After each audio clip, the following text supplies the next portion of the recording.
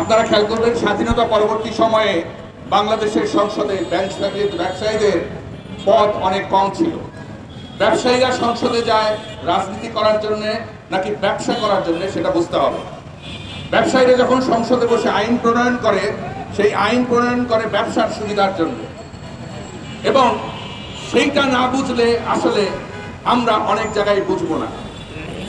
ব্যবসায়ীরা রাজনীতিতে আসা বা রাজনীতি থেকে ব্যবসা করা, এই দুটোর মধ্যে যে যোগসূত্র, সেখানেই সমস্ত কিছু রয়ে গেছে বলে আমরা মনে করি। দ্বিতীয় কথা হচ্ছে, আমি অর্থনীতির ছাত্র হিসেবে বুঝি, ম্যাক্সিমাম রিটেল প্রাইস যেটা হয় তার সাথে আরেকটা জিনিস থাকে, মার্কআপ প্রাইসিং, অর্থাৎ উৎপাদন খরচকে প্রকাশ করে তারপরে ম্যাক্সিমাম রিটেল প্রাইস বা সর্বোচ্চ খুচরা মূল্য লেখা হয়। আমরা জানি আইনগতভাবেই সরকারি বেসরকারি যে কোনো ম্যাক্সিমাম রিটেল প্রাইসের জন্য মার্কআপ প্রাইসিং থাকতে হয়।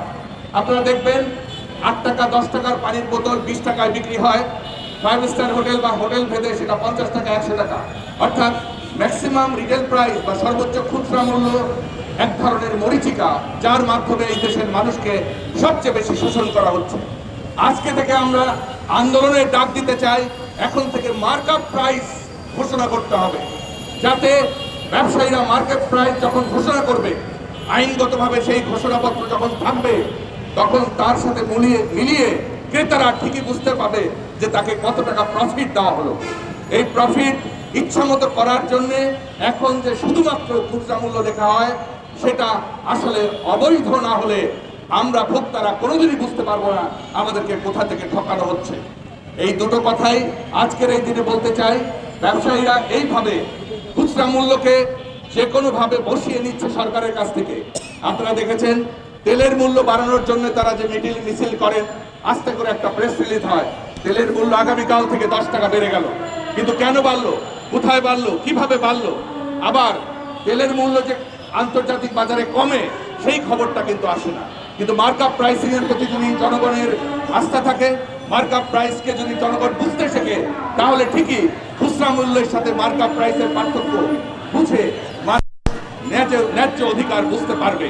এবং ন্যায্য মূল্য আর সর্বোচ্চ খুচরা মূল্য কখনোই এক নয়।